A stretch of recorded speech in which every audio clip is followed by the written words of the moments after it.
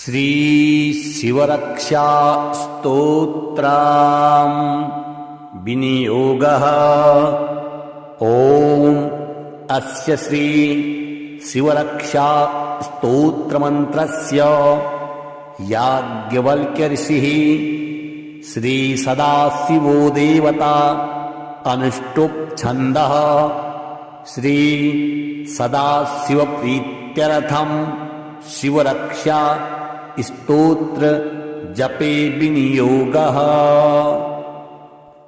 चरितं देवदेवस्य महादेवस्य पावनम् अपारं परमोद्धारं चतुर्वर्गस्य साधनम् गौरी विनायकोपेतं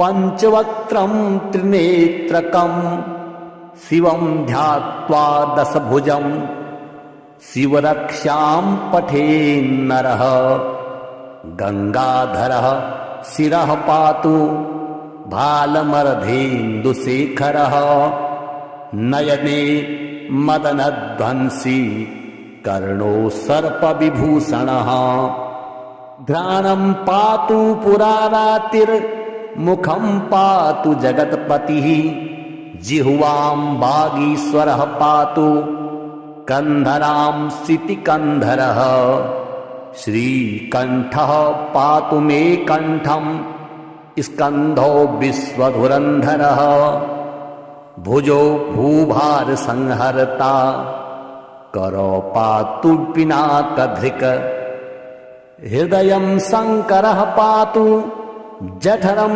गिरिजापतिः नाभिं मृत्युंजयः पातु कटिव्याघ्रजिनाम्बरः शक्तिनी पातु दीनार्त शरणागतवत्सलः उरुमहेश्वरः पातु जानुनी जगदीश्वरः जंघे पातु जगत्कर्ता गुलफो पातु गणाधिपः चरणौ करुणा सिंधु सर्वांगानि सदाशिवः एतां शिवबलोपेतां रक्षां यः सुकृती पठेत् स भुक्त्वा सकलान् कामान् शिवसायुज्यमाप्नुयात् गृहभूतपिशाचास्त्रैलोक्ये विचरन्ति ये दूरात् आसु पलायन्ते शिवनामाभिरक्षणात् अभयं करनामेदं कवचं पार्वतीपतेः भक्त्या बिभर्ति यः कंठे तस्य वश्यं जगत्त्रयम् इमां नारायणः स्वप्ने शिवरक्षां यथा दिशत् प्रातरुत्थाय योगीन्द्रो याज्ञवल्क्यस्तथा लिखत्। चरितं देवदेवस्य महादेवस्य पावनम् अपारं परमोद्धारं चतुर्वर्गस्य साधनम् गौरी विनायकोपेतं पंचवक्त्रं त्रिनेत्रकम् शिवं ध्यात्वा दशभुजं शिवरक्षां पठेन्नरः गंगाधरः शिरः पातु भालमरधेन्दुशेखरः नयने मदनध्वंसी कर्णो सर्पविभूषणः घ्राणं पातु पुरारातिर्मुखं पातु जगत्पतिः जिह्वां वागीश्वरः पातु कंधरां सितिकंधरः श्रीकंठः पातु मे कंठं स्कंधो विश्वधुरंधरः भुजो भूभार संहर्ता करो पातु पिनाकधृक् हृदयं शंकरः पातु जठरं गिरिजापतिः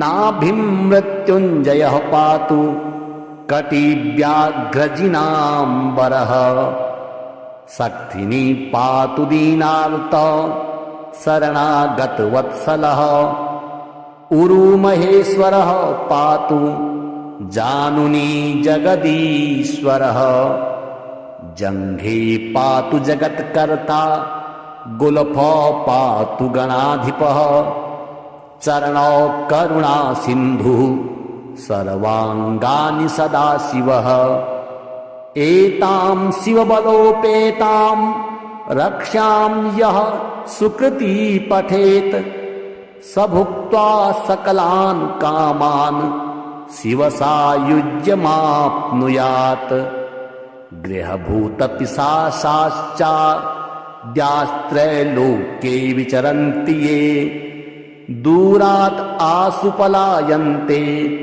शिवनामाभिरक्षणात् अभयं करनामेदं कवचं पार्वतीपतेः भक्त्या बिभर्ति यः कण्ठे तस्य वश्यं जगत्त्रयम् इमां नारायणः स्वप्ने शिवरक्षां यथा दिशत् प्रातरुत्थाय योगीन्द्रो याज्ञवल्क्यस्तथा लिखत्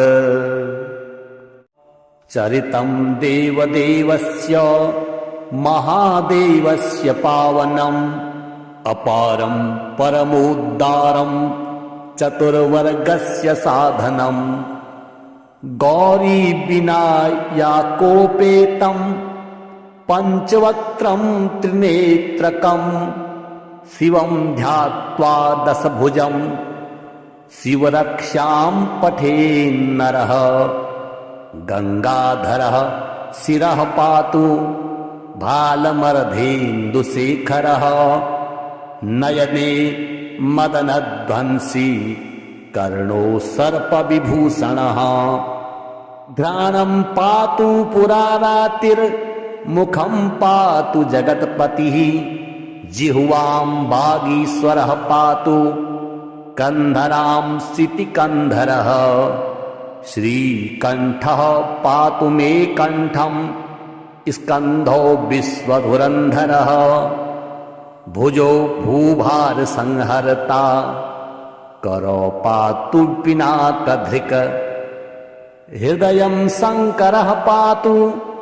जठरं गिरिजापतिः नाभिं मृत्युञ्जयः पातु कटिव्याघ्रजिनाम्बरः शक्तिनी पातु दीनार्त शरणागतवत्सलः उरुमहेश्वरः पातु जानुनी जगदीश्वरः जङ्घे पातु जगत्कर्ता गुल्फ पातु गणाधिपः चरणौ करुणा सिन्धुः सर्वाङ्गानि सदाशिवः एतां शिवबलोपेतां रक्षां यः सुकृती पठेत् स भुक्त्वा सकलान् कामान् शिवसायुज्यमाप्नुयात् गृहभूतपिशाचाद्यास्त्रैलोक्ये विचरन्ति ये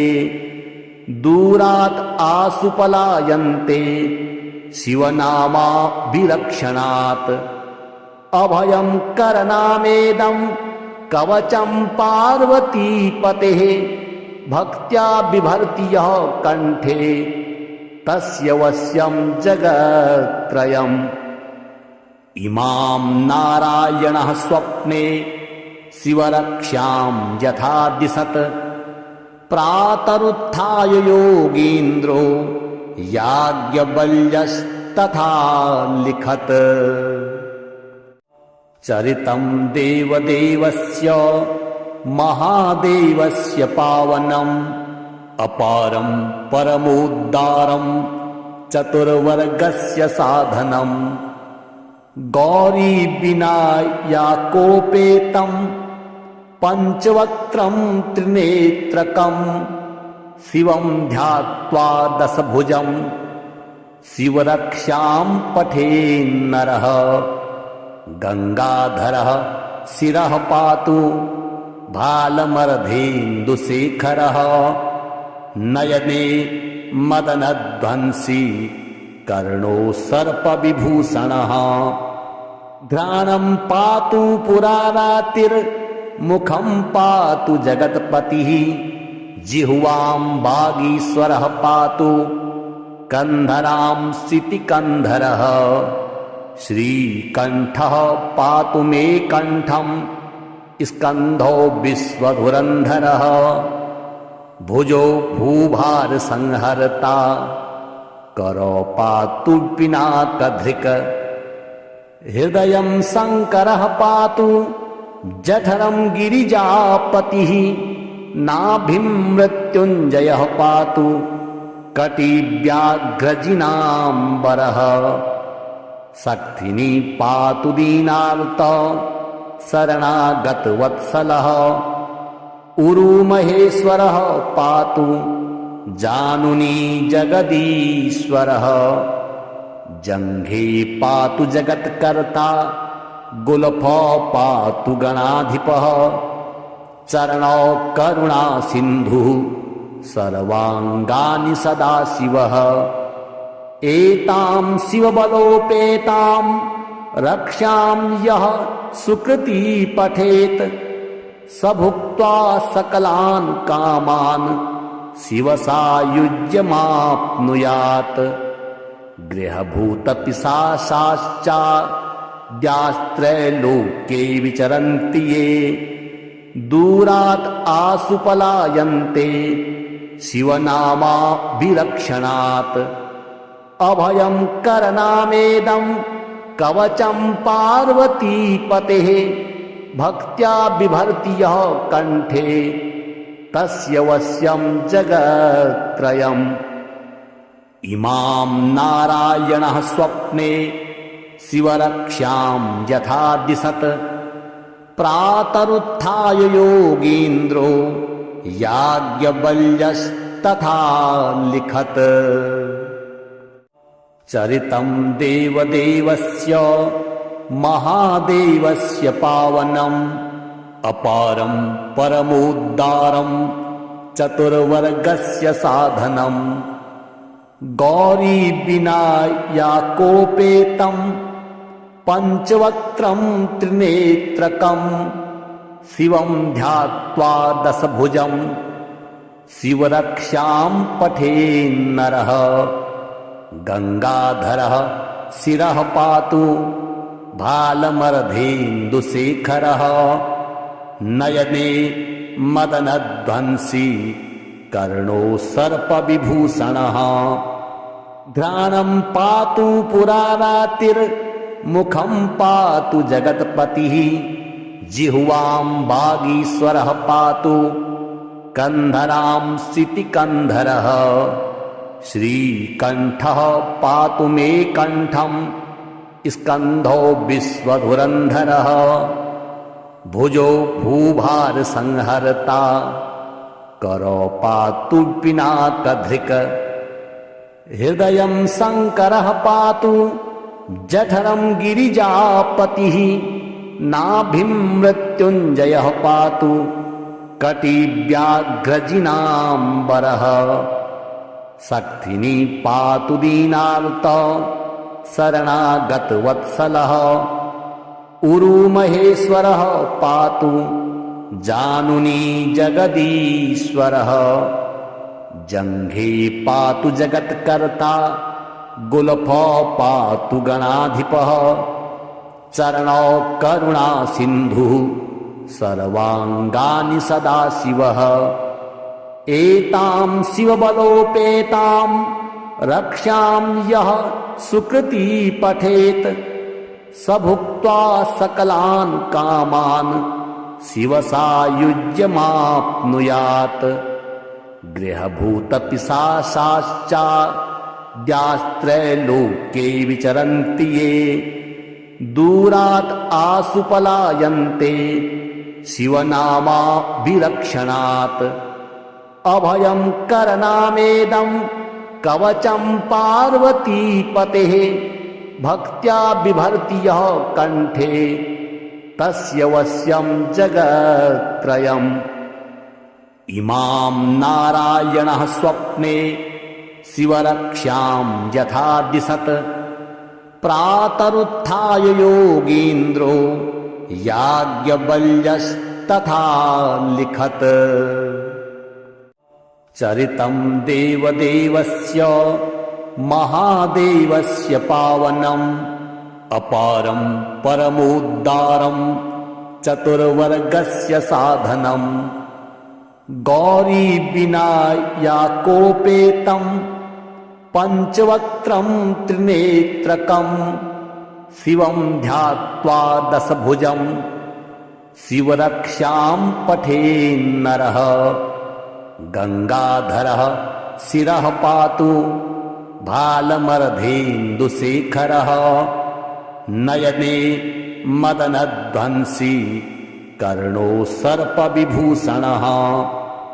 घ्राणं पातु पुरारातिर्मुखं पातु जगत्पतिः जिह्वां वागीश्वरः पातु कन्धरां सितिकन्धरः। श्रीकण्ठः पातु मे कण्ठं स्कन्धो विश्वधुरन्धरः। भुजो भूभारसंहर्ता करो पातु पिनाकधृक्। हृदयं शङ्करः पातु जठरं गिरिजापतिः नाभिं मृत्युञ्जयः पातु कटिव्याघ्रजिनाम्बरः। शक्तिनी पातु दीनार्त शरणागतवत्सलः। उरुमहेश्वरः पातु जानुनी जगदीश्वरः। जङ्घे पातु जगत्कर्ता गुल्फो पातु गणाधिपः। चरणौ करुणा सिन्धुः सर्वाङ्गानि सदाशिवः। एतां शिवबलोपेतां रक्षां यः सुकृती पठेत् स भुक्त्वा सकलान् कामान् शिवसायुज्यमाप्नुयात्। गृहभूतपिशाचास्त्रैलोक्ये विचरन्ति ये दूरात् आशु पलायन्ते शिवनामाभिरक्षणात्। अभयं करनामेदं कवचं पार्वतीपतेः भक्त्या बिभर्ति यः कण्ठे तस्य वश्यं जगत्त्रयम्। इमां नारायणः स्वप्ने शिवरक्ष्यां यथा दिशत् प्रातरुत्थाय योगीन्द्रो याज्ञवल्क्यस्तथा लिखत्। चरितं देवदेवस्य महादेवस्य पावनम् अपारं परमोद्धारं चतुर्वर्गस्य साधनम् गौरीविनायकोपेतं पञ्चवक्त्रं त्रिनेत्रकं शिवं ध्यात्वा दशभुजं शिवरक्ष्यां पठेन्नरः। गंगाधरः शिरः पातु भालमर्धेन्दुशेखरः नयने मदनध्वंसी कर्णो सर्पविभूषणः। घ्राणं पातु पुरारातिर्मुखं पातु जगत्पतिः जिह्वां वागीश्वरः पातु कन्धरां सितिकन्धरः। श्रीकण्ठः पातु मे कण्ठं स्कन्धो विश्वधुरन्धरः। भुजो भूभारसंहर्ता करो पातु पिनाकधृक्। हृदयं शङ्करः पातु जठरं गिरिजापतिः नाभिं मृत्युञ्जयः पातु कटिव्याघ्रजिनाम्बरः। शक्तिनी पातु दीनार्त शरणागतवत्सलः। उरुमहेश्वरः पातु जानुनी जगदीश्वरः। जङ्घे पातु जगत्कर्ता गुल्फो पातु गणाधिपः। चरणौ करुणा सिन्धुः सर्वाङ्गानि सदा शिवः। एतां शिवबलोपेतां रक्ष्यां यः सुकृती पठेत् स भुक्त्वा सकलान् कामान् शिवसायुज्यमाप्नुयात्। गृहभूतपिशाचास्त्रैलोक्ये विचरन्ति ये दूरात् आसु पलायन्ते शिवनामाभिरक्षणात्। अभयं करनामेदं कवचं पार्वतीपतेः भक्त्या बिभर्ति यः कण्ठे तस्य वश्यं जगत्त्रयम्। इमां नारायणः स्वप्ने शिवरक्ष्यां यथा दिशत् प्रातरुत्थाय योगीन्द्रो याज्ञवल्क्यस्तथा लिखत्।